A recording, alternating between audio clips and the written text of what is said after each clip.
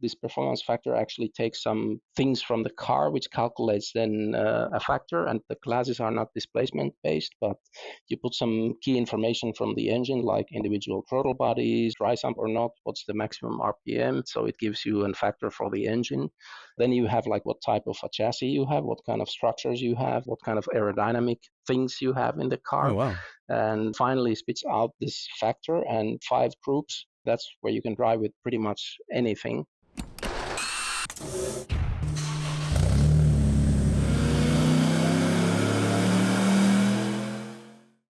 Welcome to the HPA Tuned In podcast. I'm Andre, your host, and in this episode, we're joined by Mikko from VHT Racing. Mikko is originally from Finland. He's actually currently based in Germany. And we got hold of Mikko because I've got a soft spot for old rear-wheel drive Toyotas, and anyone who's listened to the podcast episodes in the past will probably have already heard that shine through. And Mikko has probably the sickest KP Starlet you're likely to find. In particular, it is now outfitted with an RPE Hayabusa-based V8, producing around about 440 horsepower. It's also fitted with a Sadiev sequential gearbox that's paddle shifted and runs a suite of Bosch electronics, including a Bosch ECU and Bosch Motorsport ABS. So suffice to say, it's probably like no Starlet you've ever seen before, and he uses this to compete in the very competitive European Hill Climb Championship. Mikko also works a day job for Bosch Motorsport, so he has a very, very solid grounding in Bosch's electronics products, specifically their ECUs and their ABS systems. And in this conversation, we get the opportunity to dive deep into both of those systems, particularly find out what the difference you're going to get is when you're paying literally tens of thousands of euros for a Bosch Motorsport ECU compared to the more enthusiast level products that we're used to seeing. Before we get into our interview with Mikko, for those who are new to the HPA Tuned In podcast, High Performance Academy is an online training school. We specialize in teaching people how to tune engines, how to build engines, construct wiring harnesses. We also cover race driver education, race car setup, data analysis, and a lot more.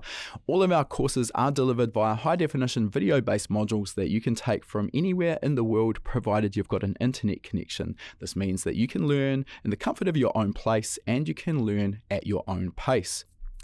All of our courses also come with a 60-day, no questions asked money-back guarantee. So if for any reason at all you purchase and decide it's not quite right for you, let us know. You get a full refund of the purchase price. If you do want to find out more about our courses, you'll find a link to our courses page in the show notes. And as a podcast listener, you can use the coupon code podcast75, and that'll get you $75 off the purchase of your very first HPA course. All right, let's get into our interview now. All right, welcome to the podcast, Mikko. Thanks for joining us today. And where are you joining us from in the world? Thank you very much. From Germany, close to Stuttgart. Okay, but you are in fact Finnish. So how did you end up in Germany? Yeah, that's correct. So I'm from Finland, but been living abroad already for 10 years. Okay. So yeah, it's basically work, which led me to move around the world. So I've been also living in the States, and now this is my second time already in Germany. So. Okay, well, we'll get into your work history and what you actually do as a day job soon. Let's move back a little bit, though, and let's learn a little bit about your background. Specifically, how did you develop an interest in cars and motorsport? So, coming from Finland, rally is really big. And actually, my father and uncle, they used to do rallying when I was a really small kid, as far as I remember, and even seen in the pictures, I was just like a few years old in an Hillman Imp being repaired after a crash, playing around there, and then being always around rally cars in service. It was also in the 80s and also in the 90s, really common. Like there was so many people on it, so it was almost like everybody I knew had something to do with rally. If we weren't in a rally ourselves, then we were helping somebody doing service and so on. So that's where it really all started. What is it about Finland specifically that breeds so many successful competitive rally drivers? I mean, is it sort of the fact that you come out of school learning to drive sideways around roundabouts? Yeah, I think it's a quite common question being asked a lot from the rally drivers. I guess I can reflect to the fact that we have really nice roads. I mean, Finland is fairly large country. There's only 5.5 million people, so we have a lot of back roads where you can, drive around, and not anymore so much than it used to be in the past. But also in the winter time, you can make a little circuit on ice on the lake or sea. And yeah, I mean, you get the handling because you're driving in summertime on these gravel roads, very nice, winding, hilly little jumps and things, really fast, slow. There's everything there. And then in the winter time, you do the same roads, plus you can go to ice and practice there. So you get the car handling, and I guess you can learn to read the road and really handle the car. So maybe that's something which is quite special. But I mean, it's the same in Sweden. I would assume Norway also has maybe a little bit different landscape, but maybe that's Finland is the best of all. Well, it sounds like you're basically predisposed to a life of racing cars, and it sounds like specifically rally was an obvious choice. You've sort of gravitated towards hill climb, and I mean, there's some elements of rally in that anyway, but the hill climbs that you're competing in are sealed roads, tarmac roads. Why did you go that way instead of traditional rally? Well, I did rallying. I actually did the national championship in the Group F with my car. That was where I built the car originally. It was a rally car, and I did rallies. However, then rally is something where you really need a team. You need more people in the service. If you really want to do it properly, it's actually quite expensive. So, Sure. and because my father, he was really into rally sprints, exactly for this reason. So rally sprint has a bit more open rule set. So the cars do not need to be street legal, or not able to drive them on the street. So you can modify them more. And then these are also kind of the hill climb format, but because there's not so many hill climbs in Finland, we call them rally sprints. And this was something what I saw really interesting, because the machines were like the same thing as in hill climb. You have such a variety of home built, really fast cars, and you could put a bigger engine in a small chassis, and it was way more open. So I guess that was the initial thing. And also there was those few hill climbs in Finland that I really, really liked. Always, we went there many times. So this was something I knew as a concept. Of course, I never thought about I would later maybe, let's say, specialize in hill climb. But yeah, that was the thing. I did rallies. Then when I had a bigger crash, I went to university, got my studies. I had no time, and then eventually I wanted to rebuild the car after it has seen quite a bit of rallying and a few bigger crashes, and I rebuilt the car back into the, let's say, the Group F regulation in Finland. But that was also the time when I went first time to drive time attack, so a little circuit racing in Finland, and got exposed first time to driving on a circuit in tarmac.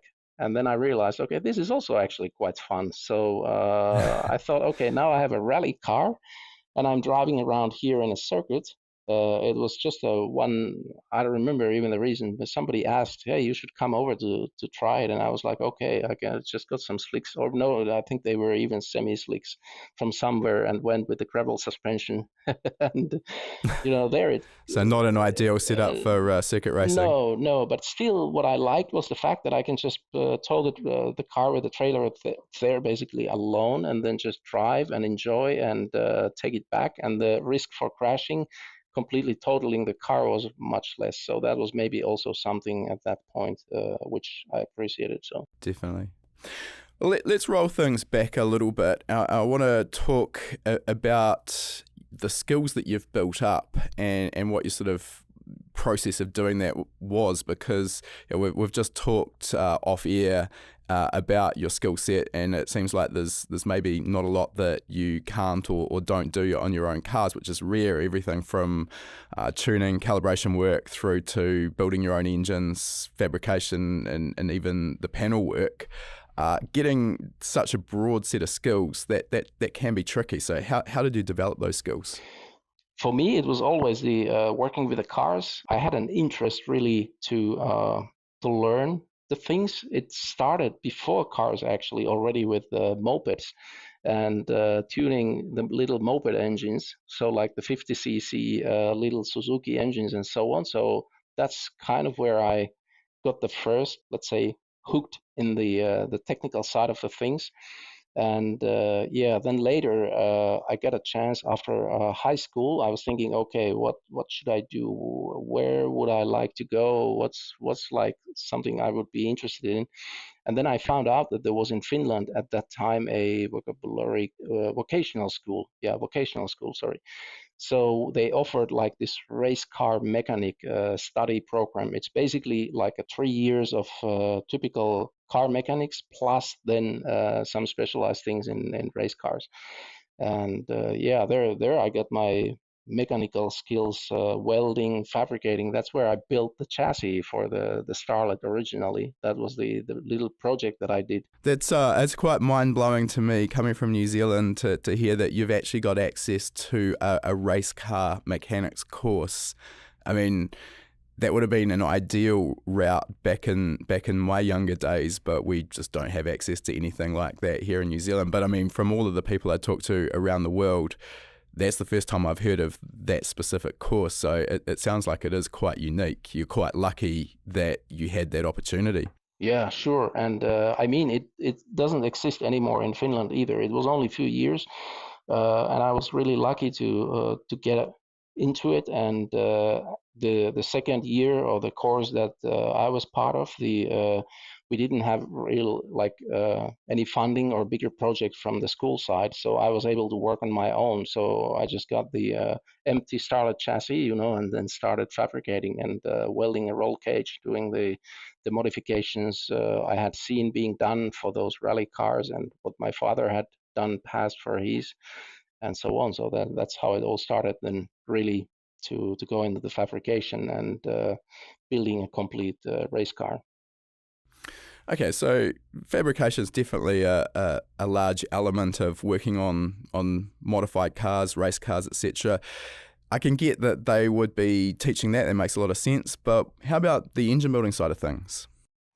Yeah, so like I said, the mopeds were really the thing where I first got into the two-stroke stuff. And eventually then, before this rally car project, I already had built with my father some engines for my street cars. So I've had quite many Starlets actually. And the first, when I got the driver's license, I had a Starlet which had really, really bad engine, and we rebuilt that. And then later I found a little, a lumpy cam with some exhaust and things I put in there, and then that's where it really then started. And then in the school also, I was able to access machines and things like I was able to do my own cylinder head. So basically put some new valve seats and cut the seats and port the head. And we even had a flow bench there. So there really is nothing that you can't do. Yeah. So you're even actually doing your own engine machining. Exactly, yeah. So that was really great. So because that's part of in the early days and in the past, maybe I'm not sure if it's anymore that much, but especially in Finland, we used to rebuild a lot of engines, and it was part of the standard mechanic studies to know how these things are done and work. So, and I think to a degree, some of those skills are maybe being lost a little bit. And I'm not trying to beat up on the current crop of mechanics coming through, but I mean the reality is that these days, I think current crop of production engines are much more reliable than they were in the past. Less service items, cam chains have replaced cam belts. There's not a lot of mechanical work, or not as much mechanical work required, and a lot of it becomes diagnostics of electronic systems. So I think, do you agree that maybe some of those general mechanical skills of rebuilding engines is sort of getting lost a little bit? Definitely. definitely. And I think it's a problem nowadays. Younger people, they think, okay, I want to do a work where I can, work with my laptop, diagnose, do things, and do like manual labor work is not that exciting necessarily. So, Yeah. and even like people in the age of like when we got into mopeds and things, now it's cell phones, games, PlayStation. For us at that time, it was freedom. When we got the mopeds, we were able to drive around and then figure out who could make it go fastest and race around with them. I'm going to come back to this moped thing because it's been mentioned too many times already not to dive in a little bit deeper. So let's just park that for a moment. Yeah. One of the elements that I quite often get asked about is, do you have to be a mechanic in order to be able to tune an engine? And we're going to get into your tuning as we go through this conversation as well. And the answer I always give to that is, no, you don't have to be a mechanic. Absolutely not. The two skills sets are different, but I also see there is a big overlap.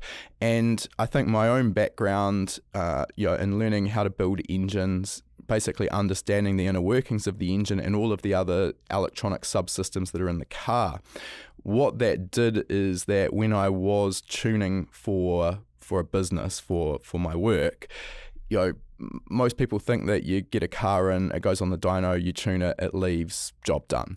But the reality is, I think that happens maybe 1 in 5 or maybe even 1 in 10 times. And the other cars, there's going to be something's going to be wrong, and you're going to have to go through a diagnostic process to try and figure that out. And again, while it's not absolutely essential to be a mechanic, I think that skill set of all of that understanding in the background helps you when you get one of those engines that's not quite running right. Instead of trying to fix it with a laptop, you can actually look at the bigger picture and understand, well, actually it's got a misfire. Oh, look, the spark lead is hanging off for number 4 cylinder or whatever that may be. So I think, there's definitely some benefits in those sort of two skill sets, mechanical and tuning. Do you agree with that? Yeah, definitely. I agree fully what you just explained. I can see that when I have good understanding on the fundamentals. I understand the engine. If we need to troubleshoot, even in like professional motorsport, there's so many times these cases where something goes wrong and you quickly need to figure out the problem and find a solution. That's really where it helps, where you understand what kind of issues can be, let's say, electrical, what can be mechanical, what a mechanical problem could possibly be, where it could lead into such situation, and so on. So I think that's really, really, for me as an engineer working in professional motorsport, that I have this background, that I also understand the engine fundamentals. It's priceless. It's really valuable. I'll actually add to that as well. We've talked about the sort of correlate or overlap between tuning and mechanical, but we have the same overlap that exists with auto electrical. And again, I think it's really important to have at least a fundamental understanding of the electronic subsystems in the car, because the other issue we so often see on the dyno is a sensor fault or some kind of wiring gremlins. And again, while you don't necessarily need to be able to wire a car from start to finish in order to tune it, having that basic understanding so you can diagnose when maybe your map sensor or intake air temp sensor is not reading correctly, being able to fault find and figure out what that is. I think that's another really powerful skill set that every tuner should have some understanding of. Yeah. Let's get into your work background, and what you've talked about this vocational sort of course that you did in race car mechanics. You've also got a background in engineering, so talk us through that. Yeah, correct. So after the vocational school, I was thinking again, like, what shall I do?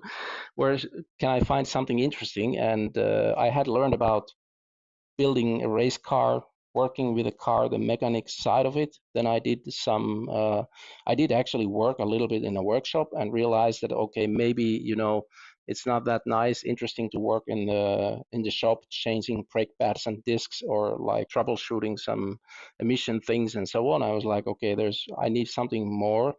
And I was always really interested in the electronics. So I wanted to understand how the ECU works, how the the modern car has all the sensors and the things, and it can do some nice things. So this was then something where I thought, okay, automotive electronics. There's actually a school in Finland which offers a Bachelor of Science on automotive electronics. So it's like a combination of mechatronics and software engineering and mechanical engineering. So it takes these things, puts them together, and then, yeah, I was in the first course, or how do you say it when you start? That was a very early phase of the whole thing in the first year. That was again something where I realized, okay, now I can learn more, I can do more, and that was just, feeding the interest on the things. Sure. I mean, what I'm hearing so far is that Finland has some exceptional educational options if you want to become a race car engineer. I mean, that's ideal. You've gone from one really cool course into another. How's that panned out? Sort of once you finished that course, what was your sort of work that you jumped into from there? Well, maybe I need to still explain a little bit more what happened during these studies, because Helsinki Polytechnic, so it is also being for a long time in the Formula SAE Formula student as a part of the, there's been a Helsinki team for a long time. And that was one of the reasons why I wanted to go into the school, because I knew they have this project. So I wanted to be part of the Formula student project. And then, okay, the automotive electronics side was the thing where I had interest in. That together was then the combination where I got to go around the world a little bit. We went to the US for the Formula SAE. We went to England for the Formula Student several times, to Germany, and so on. So it was a chance to travel around and see a little bit outside of your backyard in Finland, what's going on in there. And that was really, really a life-changing experience. I knew, okay, there's also things, very interesting things that I can't necessarily do in Finland. I wasn't right away after graduating. I wasn't applying for a job outside Finland, but I could not really find anything interesting, because I had seen a little bit the motorsport. I had seen working abroad. I had seen, again, more things you can learn and do. And then, yeah, I ended up actually starting my own company at that time, right after I graduated. Okay. So that's when I then couldn't find anything really interesting. I had a friend who was tuning cars, where he was doing some turbo kits, typical kind of things. I started helping a little bit, and then that was the beginning. Just backing up one step, the Formula SAE, and people who have been listening to this podcast from the start, I would say, maybe 50% of our guests have gone down that path, starting with Formula SAE. So I guess for those listening, thinking, maybe they're a bit younger, thinking, what am I going to do to get into motorsport? And this does just come across as a continual theme that pops back up, is that Formula SAE is such a good stepping stone to a career in professional motorsport. So I only wish that we'd had access to that when I was going through university, but definitely it wasn't a thing here in New Zealand, unfortunately. I think it is now, but just keep that in mind if you're thinking about a career path. It seems to work out pretty frequently. In terms of what you were doing there with the electronics engineering, what specifically did you do on the car? Was this a case of designing the electronic system? Was it wiring? Was it installation and calibration, or all of the above? So we didn't have that big of a team, so the responsibilities were quite wide. So I had responsibility over engine and the electronics package in the car. That's how it started. Well, obviously you get into the project when you have still the let's say the car that the previous years had built. You get into it, you start understanding what the car is, the rules and the things. And then when we started building our own first car, so then I was responsible for the electronics, including ECU, building a little steering wheel display, making an electronic clutch, which was incorporated together with the ECU and the steering wheel with all the controls and things you adjust. And then finally also I was the technical manager, so basically responsible for the technical side of the project, but that was then later. So engine, electronics. Okay, and who was dealing with the calibration of the engine once all the electronics I was were also installed? responsible for the calibration, so yeah. You were doing that too. Okay, so on that note, And this is another question that pops up quite often is how do we learn how to tune? I mean, obviously High Performance Academy has made a business around teaching people, but I mean, outside of that, obviously that's not the path you use to learn how to tune. I didn't obviously have that resource when I was learning to tune, and at least as far as I'm aware, that's not something that you can go to a polytechnic, a school, a university and get taught. So how did you put those skills together and develop them? Yeah, well, it was actually exactly the need. We needed to calibrate the engine. There was in the previous car, there was a little standalone system from a Finnish brand called Hestec. And then I knew, carburetors. I used to have carburetors in my race car. I knew what it means to tune carburetors and basic things like air fuel mixture and like setting the jets and the tubes and the things on the carburetors. And then obviously as a young engineer student, I was really, really keen on getting my hands on the laptop to be able to, adjust the fuel table and the ignition directly from the keyboard, not anymore from the distributor, setting up some, counterweights and springs and things like that. So yeah, it's basically, I knew already what I would need to do. I just had a new tool to do it. Sure. Now, we did say that we'd come back and talk about the moped side of things, which is a pretty interesting story.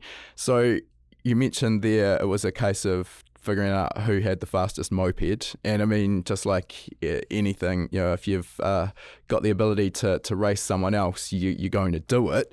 But mopeds, it's a pretty bizarre form of motorsport, but yeah, what were you learning tuning on these engines as well? I think you mentioned 50cc two-stroke. Yeah, so and it wasn't really officially racing them in any race series and anything like that. In Finland countryside, if you want to go somewhere or even in a city, we didn't live in a countryside, but you have very big distances, and if you want to be able to move around, you need a moped. 15 years old, you can drive with a license, okay. A moped.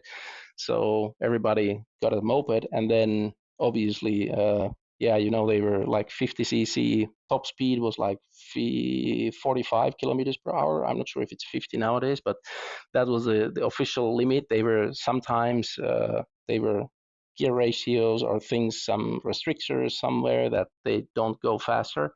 And then obviously we started like tweaking out what can we do with the two-stroke tuning, the basic things first, a little bit with the piston to change the opening times, and then going for bigger. Even we had 80cc cylinders, some Suzuki RM cylinders in the little moped frames, and they were ridiculously fast. So the big block of moped engines. Yeah, exactly. Some 24 millimeter Mikuni carburetors or Delortos, and some really nice exhaust from Malossi, and we went over 100 kph with a little moped.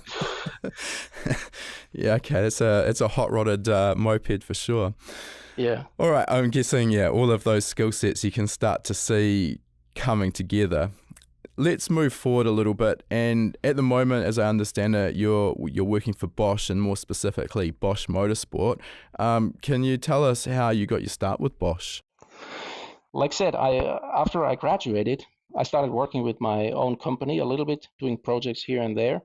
And suddenly I got a call one day from a number. I was like, okay, what's going on? I think I know the number. And then it was a guy from Bosch in Finland, from the automotive aftermarket. He was the contact that I had during my Formula SAE final thesis for the Right. ECU related things and traction control. I got some contacts from Bosch at that time from the school to ask for technical support and advice, to talk with somebody who knows about these things. So then I got contact in the Bosch in Finland, and then they had followed a little bit what happened with the Formula project and proposed that there would be a position possibly open. Would I be interested in? So that's how I got originally to Bosch, but it was automotive aftermarket. So yet again, Formula SAE for the win. Yeah, exactly. All right. So what did that position at Bosch look like to start with, and how has that progressed? Because as I understand it, you've been there now for a good number of years. Yeah. So it was interesting. It was not that the situation around in the world was really bad at that time, and in the 2007 when I started. So I was thinking, okay, I will really need to, if I continue with my own business, I need to invest some money, and the times were not that great.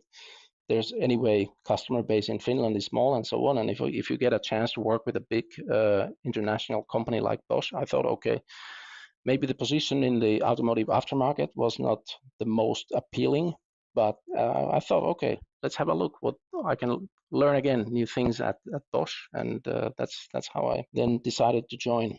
What does your sort of day look like at the moment at Bosch Motorsport? What are you specifically dealing with, and what projects are you working on?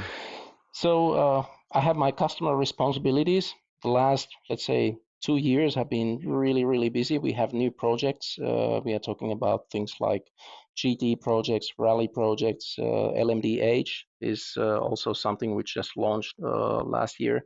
It's keeping us busy. So depending a little bit on the customer, it may be planning something for a new project or supporting a running project with some calibration activities like ABS topics or engine calibration. It really depends. There's no two similar days.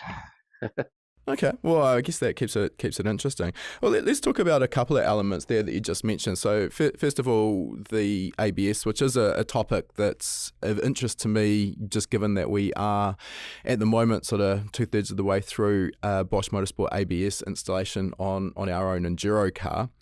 So in terms of, like, let's start with a high level view. How does the Bosch Motorsport ABS differentiate itself from normal road car ABS?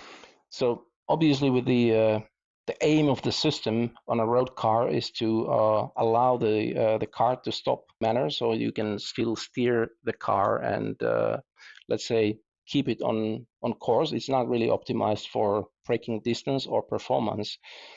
Driving on a racetrack. So the requirements are completely different for a road ABS and a motorsport application. So in the motorsport application, we want to really take the full potential of the car's performance on straight line braking, turning, take everything out of the tire available, make the car stop as fast as possible, but still to be able to, let's say, overtake, brake in another clean part of the track where you may have different grip, different conditions, things to help and keep also the drivers safe in this way, but still the performance obviously is the key in motorsport. And the other element there as well, which we see, I mean, obviously, when you're talking about GT racing, you're talking about a purpose-developed race car, not a modified road car like we see at grassroots. But, grassroots style modified road cars that start life with a factory ABS system, what impact does modifying every other element of the braking system have on factory ABS? So what I'm getting at here is, we go and bolt on a larger diameter wheel. We go from a road tire to a full slick.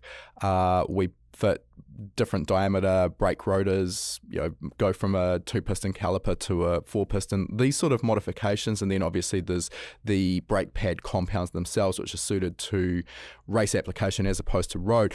So when you're making so many across the board changes to the braking system, how does the factory ABS unit react to that? Can it keep up, or does that put you at a disadvantage again, even over a stock ABS system and stock braking system? It really depends. If it's a true performance car from the beginning, not just a grocery shopper, the ABS already may have some different approach on the calibration.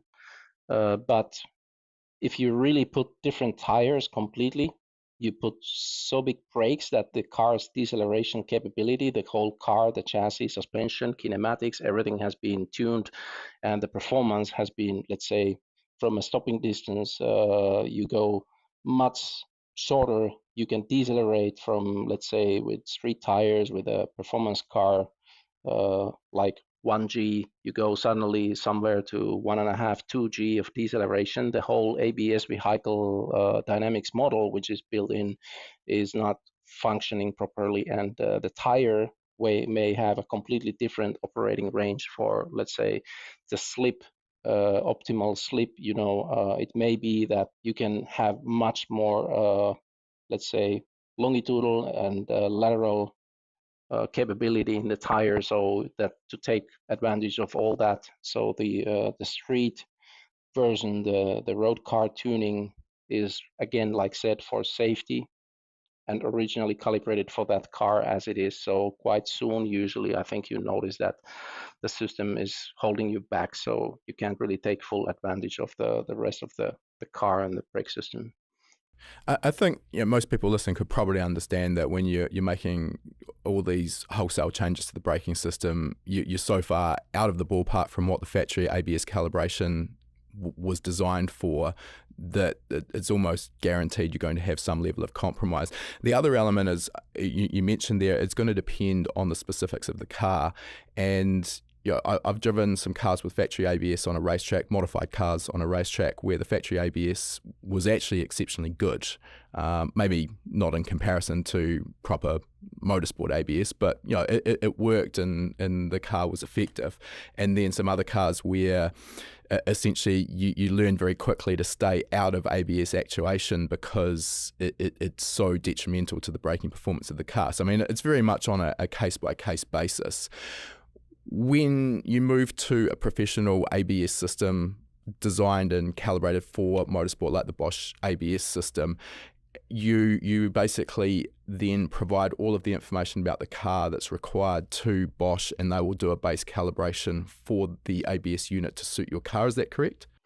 Well, there's some parameters like you need to give on the standard vehicle data sheet, as we call it. So wheel circumferences, some weights, and some things like, is it a rear wheel drive, front wheel drive, and so on. So these basics you need to give. But every unit, like Club Sport or the standard kit, they come out with the same calibration. So basically what you have in the 12 position switch as positions is always the same. So you just need to give some standard base parameters for the system to work correctly, and then the calibration is the same. That 12-position switch that you just mentioned, this is sort of an element that we see with the Bosch Motorsport ABS installations.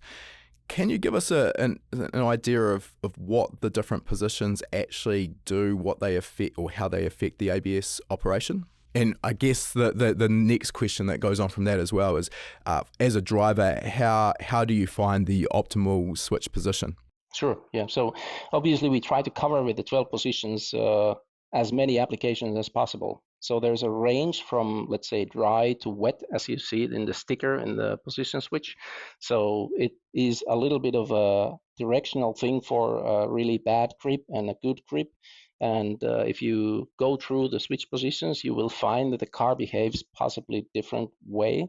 So it's kind of like a linear range, but still there are some things for, let's say you have an application where you have front mounted engine rear wheel drive, you have a front wheel drive, you have a rear wheel drive with an engine on the back, and so on. So these things we try to cover because we deliver, like I said, the Club Sport kits and the standard kits for normal customer. If it's not a tailored OEM project where we do specific calibration for that car, we sell all the kits with the same calibration. So we try to cover that everybody finds a position which works for their car. I mean, 12 positions, it's actually quite a lot. So usually you can find, and it depends on so many things, but I would say that sometimes you can get 70%, sometimes 90% of the performance already with those positions. And then you have dry and wet, and you can find something for each conditions and something in the middle if you like. So I mean, ultimately, there's an element of adjusting or finding the position that's going to suit your specific car with what is, as you mentioned there, a generic calibration. However, I'm guessing as well, you sort of mentioned that sticker's got dry and wet. So this is going to be a constantly moving target, because as the track conditions change, if you've got a dry track versus a wet track, the optimal position is going to change as well. Maybe your tyre degradation as well. Well, these things will all affect what the optimal ABS setting would be. Sure, yeah. And I mean, you kind of mentioned it already earlier, what I catched, but we didn't talk about it. So When you use that street ABS on a modified car and you try to stay out of the ABS, so your threshold braking then basically, so with the least grippy wheel, basically the tire which has the least grip, and your threshold braking on that. With the motorsport ABS, the goal is that you can brake completely so in ABS that all the wheels are in ABS control. And this gives exactly the performance gain when all the individual wheels are controlled into the optimal slip and the wheel dynamic. And to really, let's say, fully utilize this, sometimes you need to start trusting the system. And then again, like I said, you need to have a switch position where everything fits, so that it fits that tire, it fits that car, so that you're not overdriving the tire or under braking because of the calibration. But eventually, when you have a really good calibration, then there's no way a driver can outbrake the ABS. You only have one brake pedal, and the ABS basically has four. So yeah, sure. So a couple of elements we'll just want to dive into a bit more detail there on now. I'm not speaking here from personal experience as yet with the Bosch Motorsport ABS, but as part of the installation, we've kind of been trained up, I guess, by Bosch Motorsport in Australia on some of the technical elements. And one of those is the driving style, which you kind of just alluded to there. And they've actually had a lot of trouble with drivers coming from race series where the cars have no ABS, so they're used to that threshold braking, basically finding that point where you're just getting onto the initial lock-up. So obviously that's the limit of how much you can brake, and they jump into a car with Bosch Motorsport ABS and try and apply that same sort of threshold braking style. But from what I've been told, with the Bosch Motorsport ABS, the driving technique in a hard braking zone is essentially you want to treat the brake pedal like a switch and hit it as hard and almost as fast as you can. And the reason behind that might sound a little bit counterintuitive, but the reason behind that is obviously that's going to then run you into ABS actuation. You're going to have all four wheels with the ability to lock.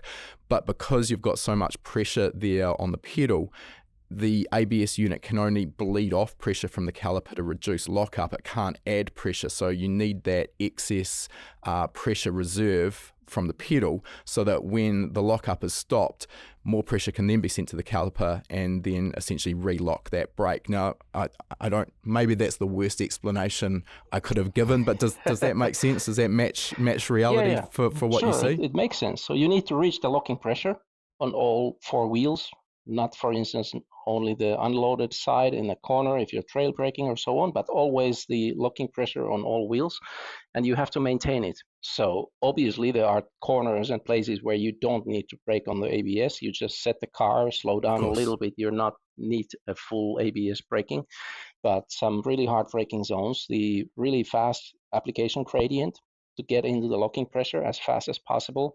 Also, to take the whole initial deceleration is when you still have high speed. Also, the aero loads and things like that can affect. So you can brake also much on the rear axle in the beginning and so on. So you want to go early in the activation. And then the ABS stays in control, and you just have to stay hard on the pedal. And actually what you feel in the pedal then is eventually when the ABS needs to pump the fluid, or let's say it releases the fluid from the caliper to reduce the pressure, and blocks the line from the pedal master cylinder into the caliper. And then there's an accumulator which fills where this pressure can be really released quickly. And when the accumulator becomes full or almost full, then you need to start pumping the fluid back. And this is then what you feel on the pedal. So the continuous ABS control, you will then obviously feel the pulsations in the pedal too. And this is sometimes which scares people. So if you haven't driven with a proper ABS system, they kind of find the threshold where it starts to activate and work a little bit, but then they bleed off quite quickly. And yeah, there you lose already performance there. So when everything is properly calibrated and set up. The other element with the ABS system is the brake bias. Now, conventionally, most race cars will run a pedal box with an individual master cylinder for the front and rear circuit, and we've probably all seen the adjustment knobs that'll be on the dashboard somewhere, so the driver can physically adjust the brake bias between the front and rear axle line to optimize the braking. And now that's always going to be a bit of a changing target as well, depending on tire degradation, track conditions, even fuel loads, etc. Your brake bias is also definitely going to need to change more rearward on a wet track compared to a dry track.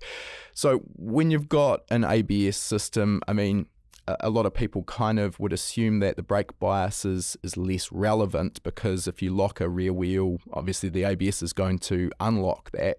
But from your perspective, is the mechanical bias, that base mechanical setting of the front to rear brake bias, still very critical for the operation of the ABS system? Yeah, for sure. Like I said, there are plenty of occasions where you brake so that you're not fully going into ABS. You might just have one wheel in control and so on, and the base brake system and the bias and the drivability has to remain. So that's definitely still important. But let's say if I'm working on a project where I see continuously that the front is in ABS control really quickly, the rear basically starts to control really late on a downshift, maybe triggered by a downshift or something like that, and then you still want to beginning both axles, front and rear, from the early phase of the brake application. And again, it's just lost performance if you're not using the rear tire completely on the braking. Yeah. As I understand it as well, one of the parameters that the Bosch Motorsport ABS actually gives you is a suggestion of the mechanical braking bias. So you can use that feedback to help adjust the brake bias setting. Yeah, that's correct. There's an indication of the bias on the CAN messages coming out of the ABS, where you can see a few different methods of giving the recommended bias. So that's a good indication. It can give you direction. I just wanted to take a moment out of our interview with Mikko and talk about a special package deal that we've got that's going to be perfect for the motorsport enthusiasts out there who have a real thirst for knowledge, and that is our VIP package. Our VIP package gives you access to every single course that HPA currently offers, and that is a very extensive list covering engine tuning, engine building, wiring, race car setup, race driver education, fabrication, 3D modeling, and CAD, just to name a few. On top of that, once you purchase VIP, you will get free access to every course that High Performance Academy ever releases in the future, so you will never pay for another course. Access to all of the current courses at the moment alone totals $4,397. You're also going to get lifetime access to all of our members only webinars and lifetime access to our forum, which is the best place to get reliable and trustworthy answers to your specific questions. As a thank you, we're also including an HPA t-shirt and sticker pack. We'll ship that out to your door. The VIP package is normally valued at $2,197. This alone represents amazing value for money. The total value of everything included is about $8,500. I know it's still a lot of money. We do offer some payment plans, and as a special deal here as well, you can use the coupon code VHTRacing300. And that will get you $300 off that purchase price. So this is an amazing deal. We'll put a link to that coupon code and this package in the show notes to make it really easy for you to find. Let's get back to our interview now. All right, let's park the ABS side of things and talk a little bit more about the Bosch engine control side. And this is, an element that we don't see too much outside of professional motorsport. I think probably an element of that is the cost. From what I understand, Bosch Motorsport ECUs can be cringingly expensive. Do they have entry-level products that would suit grassroots and sort of club-level racing, or is it really just restricted to that upper echelon professional motorsport only? Well, yes and no. So it's completely true. Like Bosch as a brand is top-tier projects, high-level motorsport, and maybe customer racing programs, not club level. But like on the recent years, let's say the last 5 years now, when the MS6 ECU family came out, there's actually also an entry-level ECU, which is not that expensive. So if you buy it with the just with the basic things for a port fuel injected engine, it's not that expensive if you compare to some other things like Motec, Mtron, whatever, Haltech. So it's not that much more. Okay. And so it's in that same sort of price point vicinity. Yeah. And there's even nowadays, we call it as a base software. So you can do a pretty complicated application already with the base software. So when you mention base software here, and again, I haven't had first-hand involvement with the Bosch Motorsport electronics, but as I understand it, if you're doing a project for an OE building maybe a new GT3 car or something of that nature, the firmware or the way the ECU works is kind of custom tailored to the requirements of that particular application and the OE manufacturer. Is that how it works? Yep, that's correct. So quite often there's requirements in the, let's say, the whole chassis side, the integration, that some things need to be adapted. Not necessarily even the base engine controls, like we have the Alpha N and the PN system on the background, and like everything else is okay. You can do up to 12 cylinders. Most probably, usually that works already quite well for like a GT3, GT4 project, GT2, and then sometimes you have some requirements from, let's say, gearbox. You have some other things on the chassis side that the customer wants to make work in their car.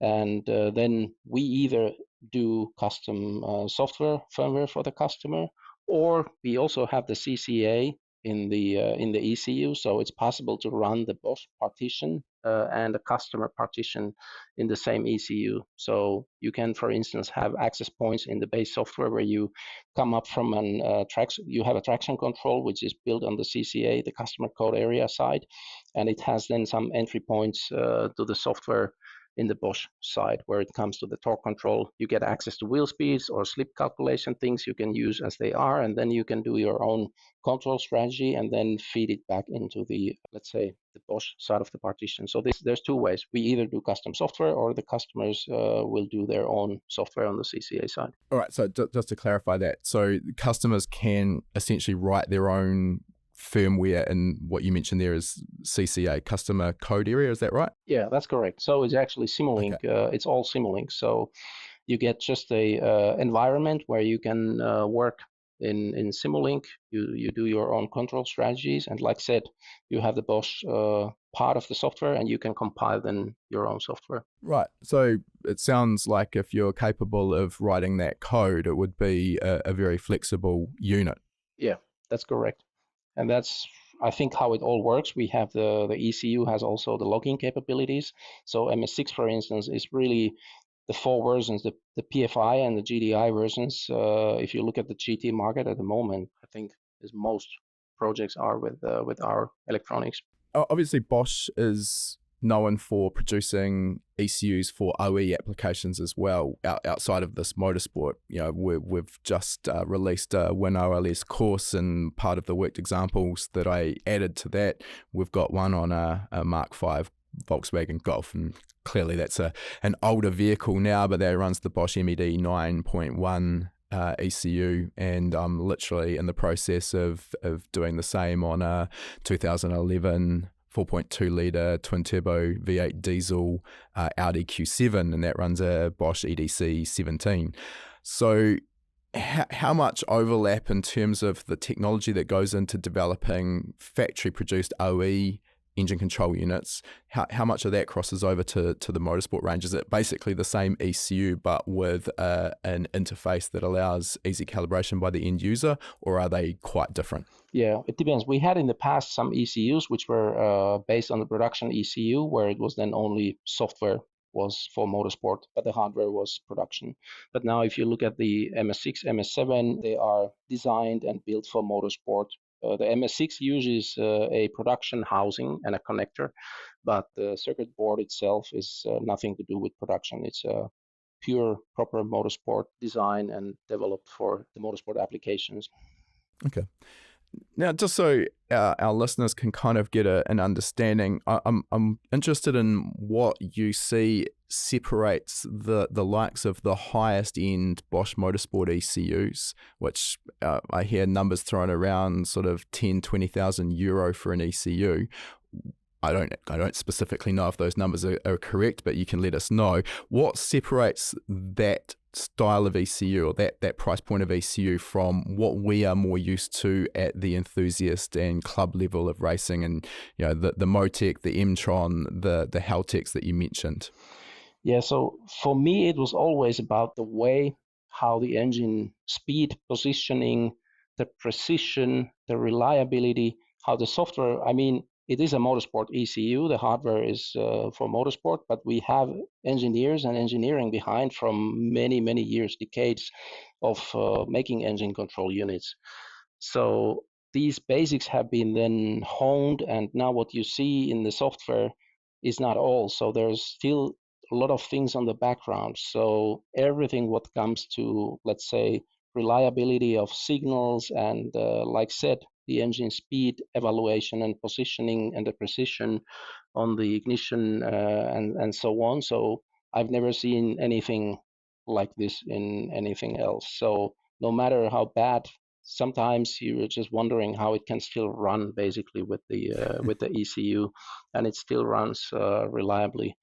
And if you have any problems, there's things which are happening. I mean, obviously we have the logging now also in the ECU. The logger is really, really capable. So what you can do is with the logging is just, if I compare to any other products, I don't think any one of them offer the similar kind of, I mean, there's Pirelli, Cosworth, there's McLaren, and so on. So these ECUs for sure can also, but then they are not the entry-level club ECUs either. So No, exactly. I mean, obviously Bosch is not alone in that higher price point market at professional motorsport, but I just wanted to get that sense of, what is the separation between our kind of enthusiast market and this professional market.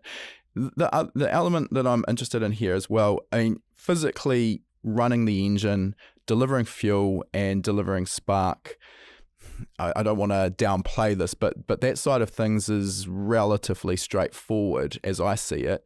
The precision that you mentioned, that's definitely an element that's easy to overlook. So I get that side of things and the importance of that, particularly as the engine output climbs, the sort of the tuning envelope becomes narrower. So making sure that the ignition timing and fueling is always accurate is critical if you want good reliability. But it's the ancillary functions, I think, that there's often more of a separation between entry level and professional level. And so what I'm talking about here is things like gearbox control, traction control, some of the safety parameters like knock control. Do you sort of agree with that sort of stance, that these are some of the more important things, that while we've got an entry level ECU that has traction control, the way it actually operates and the functionality versus Bosch Motorsport ECU with traction control is quite different? Yeah, that's correct. Another aspect is the hardware itself. So if we think about our requirements for the ECUs for vibration, temperature range, everything, we have applications in Rally 1, for instance, where it's extremely high vibration, and these ECUs have been, let's say, developed and tested in a way that they survive in the most harshness conditions. So this is also something. But yes, also then for the more advanced functionalities, I would say that the typical club level systems are more simplified. They can be calibrated quickly.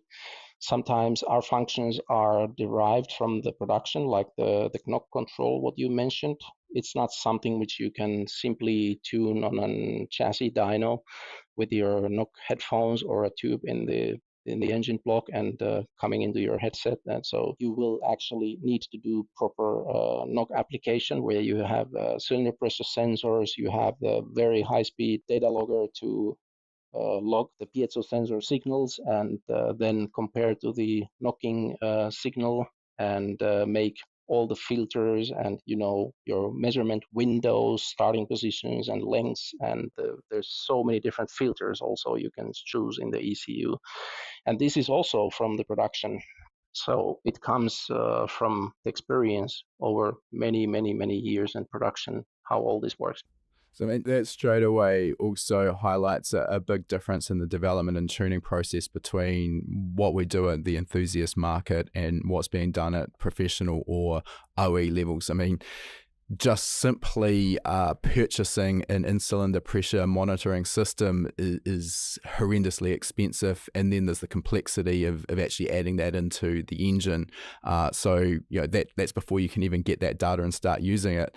So obviously, from what you're saying there, the calibration process is going to be a lot more lengthy, a lot more involved, and hence a lot more expensive. So it's not just the cost of the ECU that you need to factor in.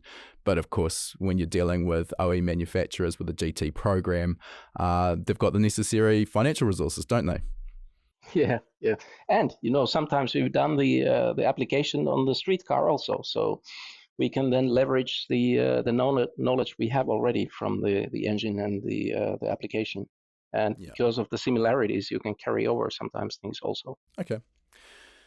All right, let's move on, because I want to focus on your own KP Starlet. It's a work of art, and before we get into that, I want to sort of talk about the European Hill Climb Championship and how that works. I mean, I've seen videos of rounds of the European Hill Climb Championship, and the caliber of the cars and the competition is at just another level compared to anything else I've really seen, maybe short of Pikes Peak. But for a start, give us a high-level view of that European Hill Climb Championship. Whereabouts in Europe does it run? How many rounds are competed in? Yeah, so actually it's very interesting. The European Hill Climb Championship is the oldest running FIA championship. So it's older than Formula One. Wow. And it has really, really some races that has been organized since the 40s, 50s. And when the first championship was run, I don't remember the year, but like I said, Wikipedia will tell, but it's older than Formula One. And it's typically 10, 11 rounds around Europe. So you go to Spain, Portugal, you go to France, you go to Italy. There used to be a race in Germany, not in the latest years. Poland, Slovakia. It's all around Europe. And what is also very nice with the European Hill Climb Championship is that it allows different kind of cars, pretty much everything. So we have the category 1 cars, like the regular tin tops, and then the category 2, which are the open wheelers, foamless prototypes. So there's such a variety of cars. What sort of rule set are you working to? How stringent is it? How much flexibility is it? Because again, I've seen some of the cars that compete, and there's a wide variety, and it doesn't seem like they're built to a very strict rule set. Yeah, that's exactly. It used to be a little bit different. Some years ago, you needed to have like an homologated. If you were in category 1, you needed to have an homologated car. So like a Mitsubishi Evo would do, or some Group N, Group A car, whatever. But now, just a few years ago, this new performance factor was launched. So because there was not enough people anymore participating in the championship, they thought, okay, because the national championships are full of cars which are not homologated but would fit here. So they thought, okay, we should maybe align up and make the rules common for everybody and introduce something that we can put these different national category, national, let's say, rule base may be slightly different in Germany or in France or in Poland. So this performance factor actually takes some things from the car, which calculates then a factor and puts you in 5 different groups. So the classes are not displacement based, but you put some key information from the engine, like individual throttle bodies or single throttle body. Is it dry sump or not? What's the maximum RPM? What's the displacement? So it gives you a factor for the engine. Then you have like chassis, what type of a chassis you have, what kind of structures you have, what kind of aerodynamic things you have in the car. Oh, wow. And finally spits out this factor and 5 groups. That's where you can drive with pretty much anything. The rules itself are for the safety, quite strict. So everything what has to do with the like your seat, belts, fuel cell, fire extinguisher system and so on. So these are really, really strict, obviously. But like the modifications in the cars can be really, I mean, the engine is free and you have some limitations like, okay, you cannot move the firewall. So the firewall has to remain in the original place, but you can change the engine. You can make space for a bigger transmission. You can change your suspensions completely. You can put a all carbon bodywork. It's not a problem. And yeah, aerodynamics are also really free. That's a really interesting concept with the performance factor. And I like the way that would breed a lot more freedom into the builds that you see, which obviously is why we see such insane cars competing. I'm always interested, having come from a local race series here, which was parity matched across a range of different engines. And at the time I was involved in the tuning of those and gaining parity. And of course, naturally, everyone starts complaining because someone else is faster. So I'm interested, how does that performance factor work out in terms of, does it breed nice competitive racing? How many people are complaining that the performance factor is wrong or they've been disadvantaged unfairly? Yeah, that's quite normal, actually. It's the in the actual European Championship races itself, it's not a problem. People understand that we are here. I'm there racing with my Starlet because of the performance factor. So for me, it gives an opportunity to do really on the European Championship level racing with my old home built Toyota Starlet against some GT3s, Lamborghinis, Porsches. Like there's variety of factory built proper race cars here. But in these national series, like here in Germany, like the KW Berg Cup, which is been always the displacement based classes, and they have built over the last 30, 40, 50, I don't know, 100 years, the cars to the Volkswagen Golf Mark 1s and 2s and Scirocco's, Polos, whatever, exactly for that specific rule set. And now they need to change the performance factor. So there's a lot of resistance on the change. And yeah, I mean, I think worldwide displacement-based classes are generally the norm. And I mean, I guess within reason, you know what you're dealing with because you only have that one rule. Obviously, there'll be other rules, but when you're building a car, you sort of select the class that you want to compete in based on your displacement and build the car to suit the performance factor as you've just explained it. Is a lot more all-encompassing of every element of the car build, so a lot more complexity. But with that, I would imagine, it sounds like I'm right, that it opens the door for a lot more complaints around the fairness of the performance factor. Yeah, sure, but it also works. I must say, it works. Sometimes you're thinking that I'm against this Mitsubishi Evo with 700 horsepower and turbocharged four-wheel drive with huge wings, and there's a GT3, like I said, Lamborghini or a Porsche GT3R or whatever, and you're against them, and I'm like, this is not right. I'm just an underdog here, with this old little car. But then in the end, when you look at the times in the sheets, the fastest factor, the PF1 cars are on the top, and then you come down to the PF5 with the slowest cars. And obviously, there's such a variety of drivers too. So some drivers can perform well with the not so performant car, and vice versa. So this makes the mix, but I find it actually works quite well. Always nice when it does work as intended. Let's talk about your Starlet, and I'm assuming that the Starlet was sort of a natural progression from, as you said, sort of rally sprints into hill climbs. If you had to start again with a clean sheet of paper, would you think a KP Starlet is the ideal car to start with as a base platform? Well, yes and no. I mean, I love the little Starlet, but honestly, now I've been driving with this car for over 20 years. It was 2002 when I started the project in the school final thesis thing. I built from the car, and where it has ended up, it's been just continuous development and improvements over the years. I can't change it anymore. I feel like if the car is in running condition, I keep on working with it and tinkering and making it faster. But if I would start from fresh, I would possibly pick something else right now. All right, what would that something else be? I mean, particularly, a base platform for being a competitive hill climb car.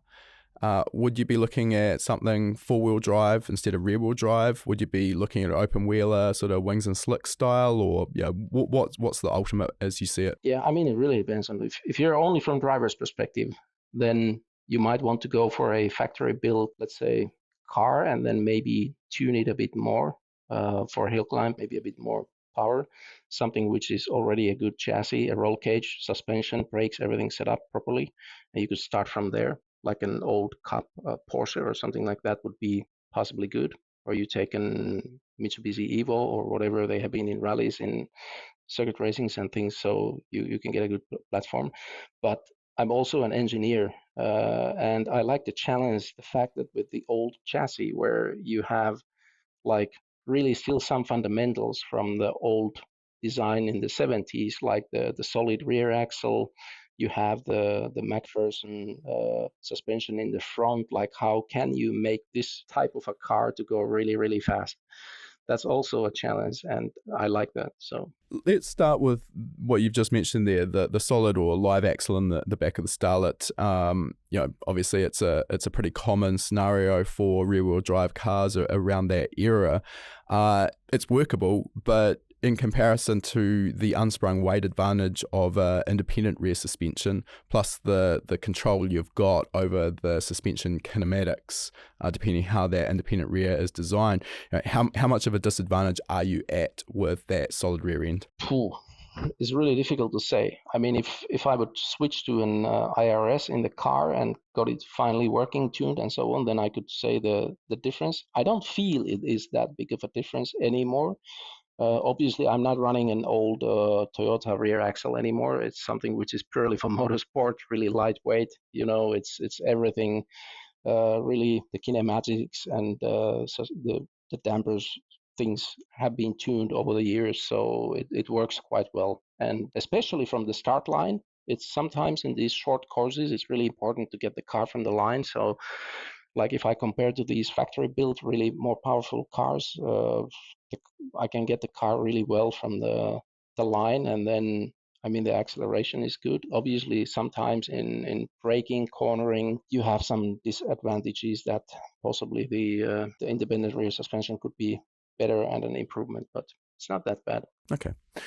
You mentioned that it's a specific motorsport differential that you're riding. What specifically is it? Yeah, so I have a Winters quick change axle, Okay. which is basically a magnesium center, 7-inch ring and pinion, has the drop gear on the back, so I can quickly change the ratios, which is really, really crucial in hill climb courses because the difference on the speed requirements from the courses can vary so much. So has some floating axles, gun drilled, really light, again, aluminum hubs.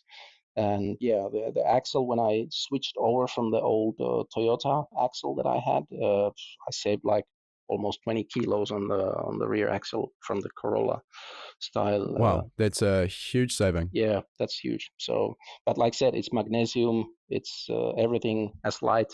The ring gear is machined from the back, basically hollow, and like it's a nice piece. So Winters does these for sprint races, and I guess it's used in the midgets, this 7-inch version behind a V8. What about in terms of the differential itself? I'm assuming you're running a clutch plate style limited slip differential. That might be a surprise, but it's actually a spool. Wow. Okay. So for those who maybe haven't heard those terms before, the spool is essentially solid. So there's no differential action. Both rear wheels are locked together, so they both turn at the same rate. Now, and that's not uncommon in a lot of forms of motorsport control classes, that they run a spool, and it simplifies things and the playing field's level for everyone. But as I understand it, not having raced a car with a spool does create some potential problems in terms of handling, and more specifically around the car's sort of not going to want to turn into a corner so much because the rear wheels are turning at the same speed. So does that create challenges in terms of driving style or car setup? Well, yeah, definitely. It changes, but I used to run these clutch type limited slip differentials in the old axle, so different versions of them. The last one I had was the Casco one, which worked really nice. And I was thinking that, okay, because winters doesn't really offer anything what would suit my application for as a limited slip. So they have like those wedge locks and whatever things that are not really proper motorsport limited slip differentials, because they race in basically in the sprint races in the midgets with spools also. So I thought, okay, I will try it out how it works. And because of the nature of the little Starlet, it never really suffers from any understeer. So the car has always had a tendency to have it's tail happy. It oversteers, and I was thinking, okay, also how the car is still a bit. It's not a circuit car; it's a hill climb car. So maybe it's in between a circuit car setup and a rally car. So there is quite a bit of body movement and things. And I was thinking about how much it will push, and when I turn in and go to throttle, if it starts understeering or causing problems. But actually, if I compare it to the setup that I had in the Casco, which was also with quite high preload, and it was also locking really aggressively, the difference is not that big. So it's very drivable. All right. I mean, if it works, it works. And in terms of the rest of the car, let's sort of move to one of the more interesting elements, which is the engine that you've got in it. And as I understand it, you've gone through a bit of a progression. You started with the old pushrod 4K and then went to a 5K. I think you've had a 4AGE in there as well. And most interesting, tell us what it's running now. Yeah, so it has now the little Hayabusa-based V8 from RPE. So this is the version they use in Radical SR8. It is a very lightweight little V8, which in the end, when I was thinking about from the 4AGE, I knew, okay, there was not much more I could achieve, no matter how much money and time I would spend. And I felt that the car is not really in its final form, so I want more power. So then I started looking at options and figured out the little V8 being so small, and the RPE version is a 72 degree, so it basically is really narrow, so it allows you to put the engine between the frame rails and get the exhaust very nice setup even in the Starlet chassis, and sits low and back. So, and it's all in all lighter than the 4AGE was. So the front axle is better balanced because of the symmetry of the V8, and it's a few kilos lighter too. That's absolutely insane that it's lighter than the 4AGE. Let's just come back to the 4AGE for a moment. You said you sort of got to the end of the development with that, and there was sort of nothing more you could do with it. I mean, obviously, anyone who's a Toyota fanatic would know of the Atlantic spec 4AGE, and we've talked about this previously on the podcast, but these engines were sort of, depending on who you talk to, 240, maybe 250 horsepower from 1.6 litres naturally aspirated, and sort of 10, 11,000 RPM rev limits. How far did you push the 4AGE development? Did you sort of go down that Atlantic path, or was that too extreme? No. I think I went a little past beyond the Atlantic spec. So it's obviously when you talk about 4AGEs screaming 10,000 RPM, they're like, yeah, there's going to be an Atlantic. More or less, the Atlantic was a specified spec for the series run in North America. So it had a crankshaft, rods, pistons, cams, the modifications in the head, the typical TRD intake setup, and so on. And it was a powerful 1.6 liter engine, no doubt.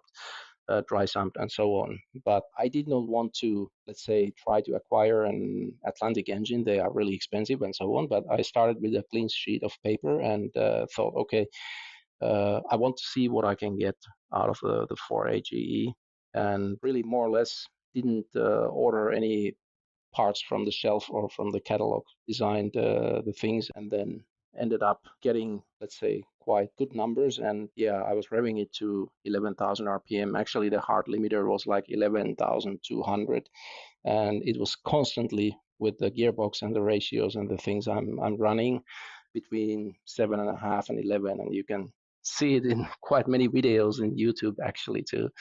So there's not so many that people claim, okay, my 4AG revs to 10.5 or something, but to really make power, to, let's say this engine had peak power at 10,300, and the power didn't really drop that much on 11,000. So quite an achievement from the old cylinder head and the engine design. Yeah. Absolutely. What sort of horsepower numbers was it producing? 253 horsepower.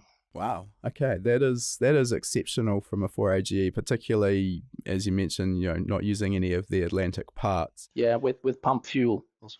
And with pump fuel. What was the reliability or sort of maintenance schedule for that engine? Because that's the other thing we hear with the Atlantic spec engines. Yes, they made the power. Yes, they revved as high as they did, but also they require fairly regular rebuilds. And I'm guessing the element that probably plays into your favor with hill climbing is you're probably over a weekend, you're not actually putting that many miles of use on the engine compared to circuit racing, correct? Well, that also really depends. I mean, there are some races where I can do 150 kilometers with the car over the weekend. Okay, I take it all back.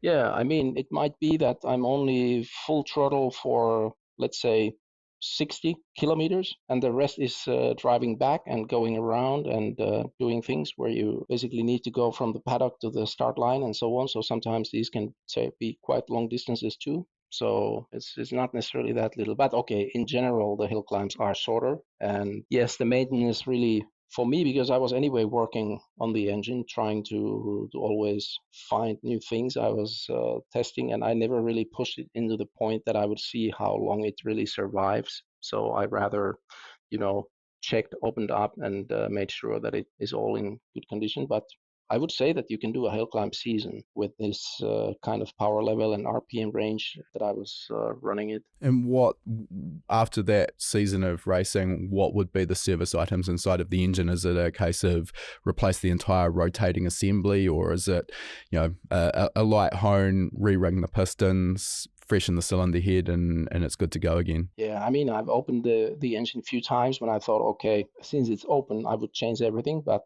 I stopped doing that. And actually, you don't necessarily even need to change the bearings. But again, these were not full seasons of the racing, just some reasons to open up. I also had some issues with things like pistons failing and so on. So, but now last year was finally the last year that I raced the engine. I had basically no issues at all with the engine. So So you got it to a point where it was reliable, and then decided to go to a different exactly, yes, exactly. And the it's still waiting there in the workshop to be checked, but it was running perfectly when I stopped and pulled it out of the car. So I will see then. But yes, it's the crankshaft has been the same when I started 2016 with that engine. I built it for Pikes Peak. Originally, that was the first race with the 4AGE in the car. Crankshaft is the same. Rods, I had 2 sets made, and yeah, I survived with the rods. And pistons were the biggest, let's say, part of the puzzle to get them handle and hold and work. And then obviously, because of the combustion chamber, the design is not that easy to get a really high compression ratio. So to get the dome design and the deep enough valve pockets and things sorted out so that you can get the cams needed and the overlap and the things. So everything becomes a bit of a compromise in Yes. terms of compression ratio, but also fitting everything into the combustion chamber and clearancing the valves. Yeah, but like cylinder head had few little issues, but these were more or less because of obviously there's so much work in the cylinder head. We had a crack in one exhaust port at some point which needed to be welded, but otherwise I had never a major engine failure with that. Awesome. That's amazing. All right, well, let's move on to the current engine, the RPE Hayabusa-based V8. So obviously you can't buy a Hayabusa V8 from the factory. This is all aftermarket, basically using the Hayabusa cylinder heads and barrels, as I understand, with a bespoke crankshaft and block. What sort of power and RPM range does that Hayabusa V8 give you? So far, I mean, there's some graphs even on RPE's website. You can see they offer the 2.7 liter, which has like 410 horsepower, goes to 10.5. The engine that I have now in the car, I have actually 2 engines. So the one in the car is the very early specification RPA, engine, which is a 2.6 liter version. It still has the 63 millimeter stroke, which is the Hayabusa Gen 1 stroke. It has original Hayabusa conrods, pistons, heads, cams, everything. Heads are not worked, nothing. It's basically two. So it's basically stock, except for it's being made into a V8. Exactly, and has a dry sump system and so on. So some advantages, obviously. But this engine has hours. I don't know how many, but when I got it running and did the initial calibration, I was able to get 345 horsepower at just under 10,000 RPM, so 9.7 or something like that. When you say that number, am I right in assuming that that's measured at the rear wheels? No, this is the calculated flywheel figure. Yeah, calculated flywheel. Okay. Yeah. So a little bit less. I guess the original spec, they said like 380 for that first generation. But from a Gen 1 Busa, 190 from a Gen 1 Busa is maybe a bit too much. Either way you look at it, a massive step up from the 250 odd horsepower you're at with the 4AGE anyway. Sure, yeah. And the torque it's still a high RPM or high revving engine, so by nature, so it is already quite nice with the original heads and cams. The torque curve is pretty flat. It's only 275 newtons, but it starts from quite early and very easy to drive. Response is good. Like it revs to 10.5, but honestly, I don't really want to push it too far. So it's been around 10.2 what I've been revving it to. So, but the later ones, the RPX, the second engine that I have is a 2.7 liter. So with the stock 81 millimeter bore, it has the 65 millimeter stroke. So 2.7 liter. And with I guess they have this as a standard version at the moment with the Gen 2 heads and cams and things. It's like 410 horsepower what it has in the radical form. Okay, that's a significant step up. In terms of sourcing these engines and parts for rebuilds, and you mentioned the Gen 1 engine is running all factory Hayabusa parts, so I guess that makes things nice and easy. But can you purchase components through RPE, or do they not really support the engines outside of returning them to base for rebuilds? Yeah, well, their business model is they sell engines as complete kits. Comes with a wiring harness, ECU calibration, which is locked, and if you install it with the instructions they have in whatever car, and then you run it and do the service, I guess it was 40 hours what they give for the standard interval, and if you let them service it, it has some sort of a warranty. But I asked for an offer for a new engine, but exactly for the reason that I would like to switch the ECU and do my own. Yeah, you wouldn't want to be running a locked calibration. No, and obviously I'm also interested in the tuning aspect and finding how I can make more power and modify it later. So eventually it was not an option for me to buy, and also it's actually quite expensive. So then I thought, okay, I need to source a used engine, and because if you don't buy an engine, you can't buy spare parts. And even, I guess, if you would buy an engine, they wouldn't sell you a crankshaft because they would like to repair the engine for you. So I ended up buying two engines just for the sake that I have spare parts. Yeah, okay, that makes a lot of sense. In terms of the calibration side of things, still a relatively straightforward engine, correct? A port-injected, naturally aspirated V8. You're not dealing with variable cam control or anything too exotic. Were there any challenges involved in the calibration element of the engine? Yeah, the firing interval is a bit odd, so you need to understand what to calibrate for each cylinder. And so this is an odd fire engine due to the, did you say 72 degree? Yeah, but it's a flat plane crank, so there's unequal distances between the cylinders when you switch the bank. Okay, so for those who maybe aren't following the conventionally we expect an engine, most instances, there is an equal number of degrees of crankshaft rotation between each of the cylinders firing. as opposed to in this instance, it's not an even change in crankshaft rotation, is it? Sure, yeah, exactly. That's you have to be able to calibrate the distances correctly, and but like you said, it's a quite standard layout. I'm running the original Hayabusa throttle bodies, but did an electronic throttle actuator to run the two banks from one actuator. So converted to drive-by-wire from cable throttle. Yes, exactly. But I still have the bank control individual, so this was something I could do with the ECU. It's not very typical that if you have two independent banks, then you have one actuator for such throttle bodies. So that was a little bit of a tricky thing to do. Okay. In terms of knock limits, what fuel are you running on, and with the compression ratio that you're at, is the engine knock limited, or are you able to tune the ignition timing to achieve MBT throughout the rev range? Yeah, no, it's not. We need to run with pump fuel, but you can get 102 octane fuel here in Germany from pumps, so it's not knock limited at all. I think the original compression ratio is like 10, maybe 10 and a half in the Gen 1 Busa. Right, so it's not even very high, No, really. no.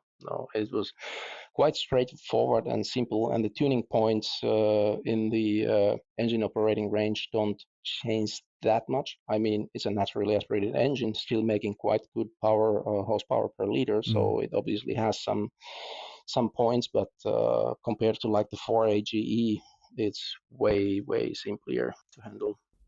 With the drive-by-wire throttle, obviously that gives you the flexibility of mapping the relationship between the accelerator pedal position and the actual throttle opening, and it's difficult to explain easily without the benefit of sort of graphics. But if we look at the airflow through a throttle body, it's really non-linear, and you get quite a large increase in airflow over the initial maybe 15 to 20% of throttle opening, and then the further you open the throttle, that airflow increase sort of tapers off. So, if you're tuning an engine under steady state conditions, maybe 5,000-6,000 RPM, and you look at the relationship between engine torque and throttle position, it's very non-linear.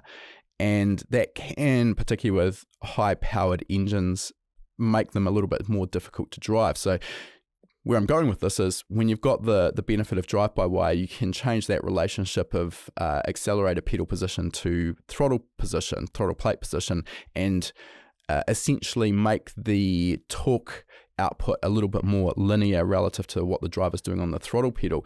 Do you do anything around that to improve the drivability or alter the drivability of the car? Sure, yeah, that's really standard thing. Obviously, you have the other advantages like the pneumatic shifting, blipping on the downshifts, and launch control. You don't need to open the throttle fully. And here, even when we're talking about with Starlet, the traction control first, second gear, if you do torque management with let's say ignition retard and cylinder cuts, it's quite heavy. So I don't even need to open the throttle necessarily fully on the first gear, and the launch control uses also the throttle from the airflow side to help it. So there's many different things you can definitely have advantage with the electronic throttle control. And like you said, you can map the pedal to torque if you like, so it's not linear for the throttle opening angle, but if you know the engine torque from the different throttle positions, then you can instead target that, so the response will be more linear from the pedal. In terms of other elements of the tuning, are you doing anything around individual cylinder trimming tuning? Do you run individual lambda sensors for calibration of individual cylinder tuning or anything of that nature? On this engine at the moment, no, it's not really necessary. But like I said, I ran the engine as a two bank system, so has obviously lambda sensors on both bank. They run lambda control is independent on both sides. So and also the throttle position for the alpha N is from each throttle body from the both banks separated. So if there is any uneven balance on the mechanical side of the throttle between the banks, the engine will still run nice on both sides. So this is something which I guess is a little bit of a trouble on the original RPE system they have, and also the ECU. So, but I got that running pretty nice and smooth when the two banks work independently and on each own throttle body. And I'm guessing here it's a pretty safe assumption you're running a Bosch Motorsport ECU in this. Yes, I've got the MS6 ECU in the car. Together, that is the PBX90, the power box. I have a little bit older display, the DDU7, and yeah, there's the ABS M4, and what else? Yeah, I think I mentioned the pneumatic shifter, so that's something I've built myself from the compressor, the valves, the actuator is not a system you can buy. I picked up components from some industrial catalogs, and put it together. But the control is done then fully on the ECU. The MS6 ECU has a paddle shift control strategy built in. Let's talk about the transmission. So what are you running there? Obviously, you've just mentioned it's paddle shifted, but yeah, what's the specific transmission? Yeah, so I have the little Sadev 6-speed sequential, the inline version. Very nice light, but yet quite strong. Is that a gearbox that was designed from the outset for paddle actuation, or did you move from a mechanical lever to paddle shifting? Yeah, it has, as a standard version, it has a typical shifter, but Sadev also sells an paddle shift kit for this. But like I said, I ended up then hacking my own system together. Well, I'm interested on that front. Obviously, there's a range of different paddle shift kits available from different manufacturers. We went with, I think it's MME from Europe for our 8.6 to paddle shift the Hollinger gearbox that we've got in that. But with the commercial options available, why did you decide to go down the path of making your own? Well, it was again one of these things that I knew, okay, if I want a good system, proper one, it would be like Megaline, for instance, which is really nice piece. The kit is expensive. To buy a new kit was a bit out of reach. Let's say I thought, okay, I don't want to spend that much money, but because I've worked with these systems in many, many applications and calibrated them, I know how it needs to work. And it's again one of those things where I thought, okay, let's see if I can build this myself. So, knowing some basics about what kind of forces you need on the shifter to shift and how fast reaction you need from the valves and what kind of pressure and things you usually work with in the pneumatic systems like Megaline and so on. So I had a ballpark. And then some of the things are just simple math, like the actuation with the two-way cylinder is something you can find some quite nice cylinders just from like Parker, for instance. They offer some really simple, strong, lightweight, and fast reacting cylinders. And you can basically pick the bore sizes to get the required force with the pressure you have and so on. So it's not that complicated. And like I said, I knew the control side really well. So then for the valves and how to do that, I was quite quickly, first I wasn't sure if it's going to work. So I thought, okay, I will see if I can get away with this home built system. And it seemed to work quite well. And now I've been running it for already quite a few years. So it's worked actually quite well.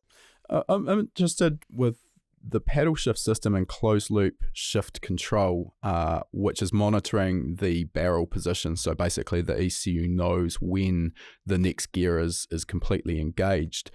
In theory, it should do a really good job of extending the life of the gearbox components, and particularly the dog rings, which are the bits that actually select the gear. And again, difficult to explain without the benefit of graphics, but if you are mechanically shifting the gearbox with a lever, then a lot of it comes down to gearbox life expectancy. A lot of it comes down to driver technique, and you can have two drivers that are equally fast in the car, and one will do 2 seasons of racing without needing to pull the gearbox apart, and the other driver is probably wearing out a set of dog rings every second event. When you go to the paddle shift system, it kind of takes a lot of the driver skill an input out of it, because ultimately you're pulling a paddle and the electronics are doing the rest of it. How has that worked out in your experience with gearbox reliability? Are the dogs looking like brand new every time you pull the box apart? Well, this gearbox I've only serviced once. So I put it in the car 2016, the same time when I switched to the 4AGE. Pikes Peak was the first event with it, 2016. And actually last year I opened the gearbox the first time.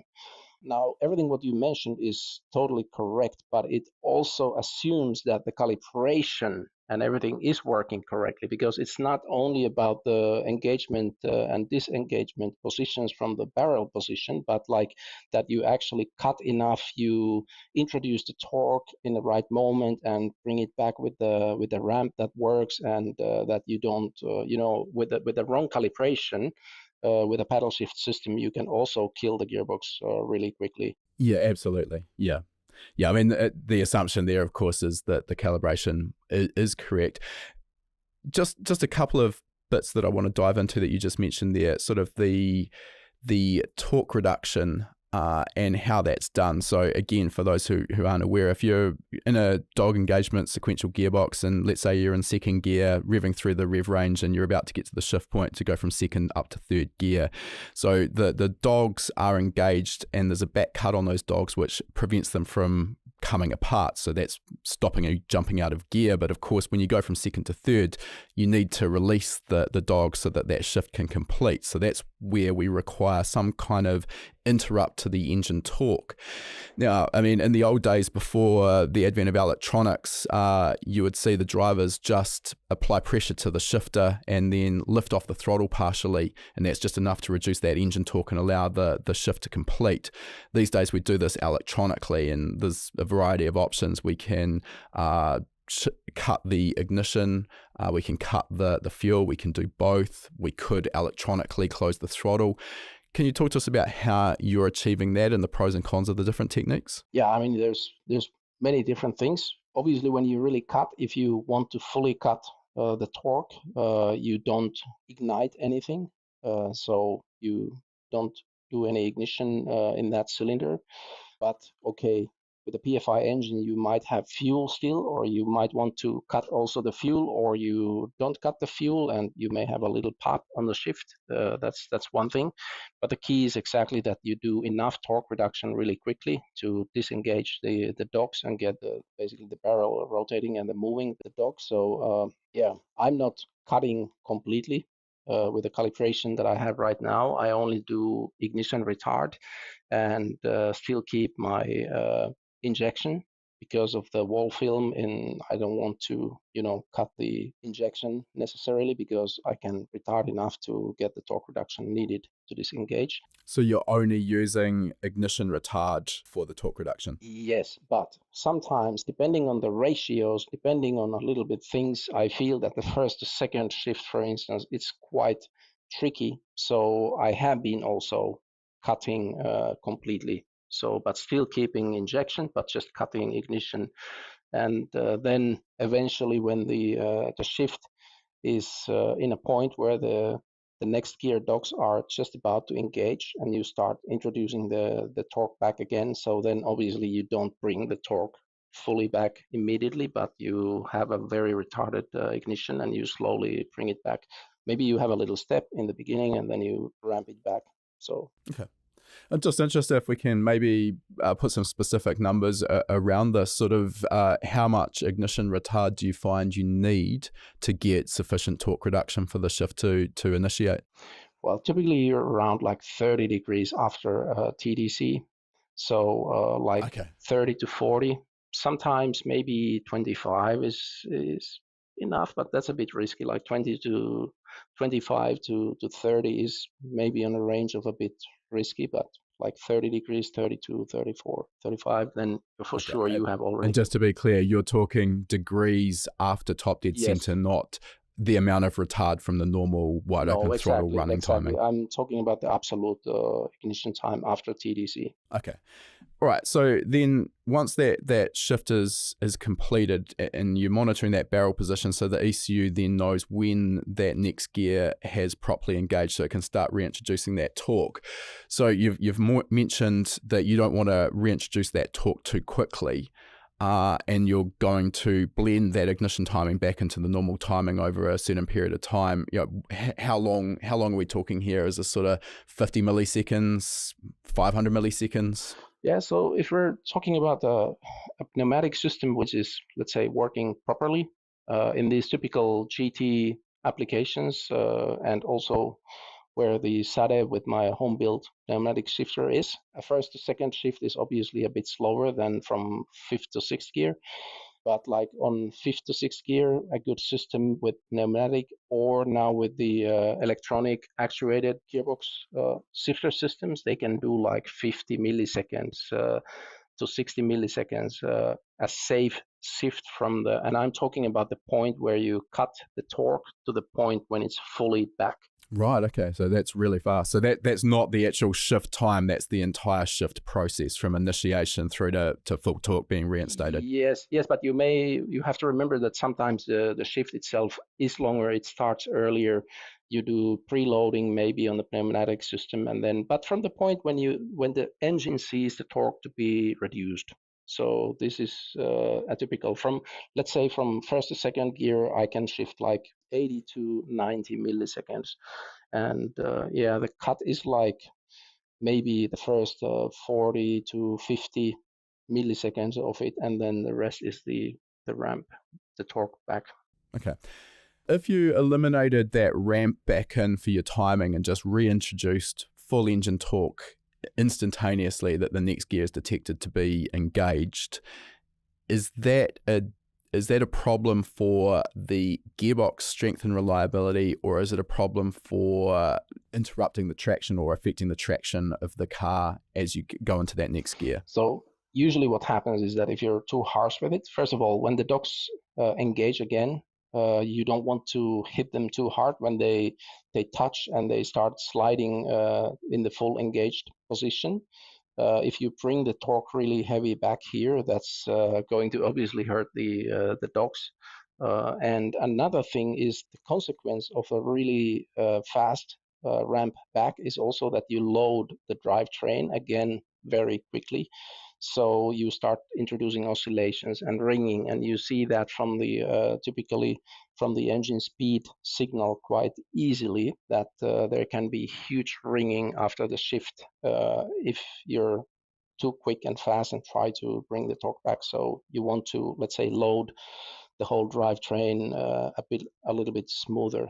So it's basically for the whole, everything what is in the drivetrain, everything in the car.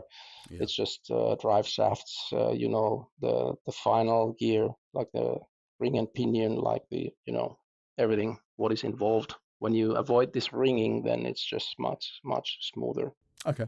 No, that makes a lot of sense. In terms of the calibration of that, is this something that you're really just doing by feel, making these changes and then testing to see how the shift progresses and what the feeling is, or is it based on data analysis or a combination of all of the above? Yeah, I mean, the driver feedback is usually the shift is too hard or it's very slow, sluggish, it's not shifting necessarily smooth by whatever reason, but you can see it always in the data. And this is actually a point where what I mentioned earlier about the data logging capabilities with the Bosch ECU, you can log the gearbox signal with 1 kilohertz. Then you have all the engine-related signals like ignition, advance, and like all these states from the shifter and things in segment synchronous. So basically per cylinder. So you will see that what happens, how, and what happens really on the gearbox signal really well. And yes, when you have experience, you will see quite easily the problems from the data. And then another thing is like if you have a car, like a turbocharged application, which is in some spec regulations, you have some BOP things like boost limits, and you have to respect them. So then you have to also make sure that when you do the shift, you obviously will cause in other systems some influence, and you have to take care of these things too. So you're talking here about the boost control across the shift as well, making sure that you don't exceed the boost limit. Yeah, and that you don't drop too much, also. So there's many different things. Yeah, that's an element, obviously, with the turbocharged engine. Conventionally, if we shift and lift off the throttle and use the clutch, you're going to drop completely off boost, and then it takes a period of time to come back. The benefit of a dog engagement gearbox is we can shift at wide open throttle. So I think people expect that a turbocharged engine will have a nice, perfectly flat boost curve across the shift. Of course, we're still removing exhaust gas energy from the turbocharger if we're using a cut. So there will be a drop off in boost. So it's about getting that gear shift as fast as we can so that we retain the boost pressure as much as we can, correct? Yeah, or actually, if you only retard, then you may cause a jump. An overboost. If it's calculated like you can't go 5 millibar over or you're disqualified. So that's for the controller. Yeah. So care is definitely needed around that calibration. All right, look, Mikko, we've gone pretty deep down that rabbit hole, but I will start towards wrapping things up because we are going a bit long here and I want to respect your time. So we'll finish up with the 3 questions we ask all of our guests. And the first of those is, what's next in the future for you? Specifically around the KP Starlet, is development finished, or is this an ongoing project that will never be finished as long as you're driving it? Exactly. Last 20 years have been continuous development. I don't think I will stop now. So obviously the engine is new. There's still tons of things to fine tune and tweak to make it really drive and behave and be fast. I have the number 2 engine still in, so I'm building this number 1 engine now. So let's see how much more power that will be then eventually. And yeah, obviously there's now so much more power. So I recently started adding some aero elements like a big rear wing. So definitely it's going to need some more time on the aero side. It's still an old 80s Toyota Starlet, so it's not the most aerodynamic shape out of off the factory floor, right? No, exactly. And there's definitely some things I want to address with the cooling. The radiator is in the front. I would like with the V8 to work a bit more on the plenum, to direct the air into the plenum, to have the airflow for the cooling system and everything. Possibly I will move the radiator to a completely different location, and then I have more freedom in the front. There's so many things. Okay, sounds like a pretty long list of potential upgrades in the future. Well, we're talking about the next few months for next season. Okay, well, best of luck with that. Next question, is there any advice you'd give to a younger version of yourself to help you reach where you are today in your career faster? You have to step out of your safe zone, let's say, be a little uncomfortable. For me, coming from Finland, like we speak obviously Finnish in Finland. We have Swedish as a second language. We learn English usually in the school, and now I'm in Germany working for a German company, and I have to learn German on an, let's say, older age when it's not that easy anymore. So bit of a challenge there. Yeah. Well, I can guarantee it would be easier being based in Europe to get exposure to multiple languages than it is here in New Zealand. And if I look back at my schooling, I absolutely sucked at foreign languages. I've got a bit of a mental block on that. It just doesn't work for me, doesn't compute. So I understand the pain of maybe trying to learn German at an older point in life. Especially the grammar is so hard, but... All right, Mikko, last question for today. If people want to follow your journey and see what you're up to, how are they best to do so? VHT Racing. It's in Instagram, YouTube, Facebook. Yeah, there's tons of videos, pictures, things. But unfortunately, only from the journey with the Starlet. So the professional stuff I cannot really share usually that much. Yeah, no, I totally understand. Normally any of that sort of work is strictly held back with a bunch of NDAs. So yeah, it would be nice if you could share that, but I understand. As usual, we'll put links to your social media accounts in the show notes to make it easy for people to find. Look, Mikko, been great to chat and get some insight into your starlet build. I have a special place in my heart for old rear-wheel drive Toyotas and had a KP Starlet of my own back in the day as a project car. So, really appreciate what you've done to that car. It is an absolute work of art. And I look forward to seeing progress once you sort of dial in everything with the new V8 and get this aero on the car and see how competitive it can be. Thank you. If you've enjoyed this episode of Tuned In with Mikko, we'd love it if you could drop a review on your chosen podcasting platform. These reviews really help us to grow our audience, and that in turn helps us to continue to get more high quality guests. To say thanks, each week we'll be picking a random reviewer and sending them out an HPA t-shirt free of charge anywhere in the world. This is also a great place to ask any questions you might have too, and I'll do my best to answer them if your review gets picked. So this week, a big shout out to Sean Taylor from the United States, who has said, hands down, some of the best, most informative automotive content out there, great guests and knowledgeable hosts who dive deep and discuss all aspects of automotive and motorsports performance. The breadth of topics covered on this show is very comprehensive, and each episode is filled with plenty of information someone from any level of experience can appreciate.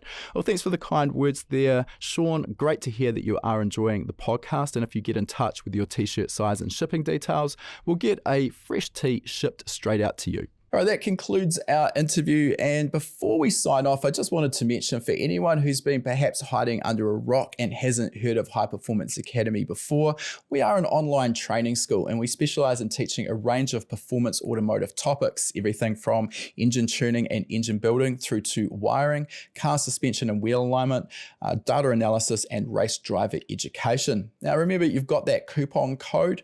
You can use podcast75 at the checkout to get $75 off the purchase of your first course. You'll find our full course list at hpacademy.com/courses.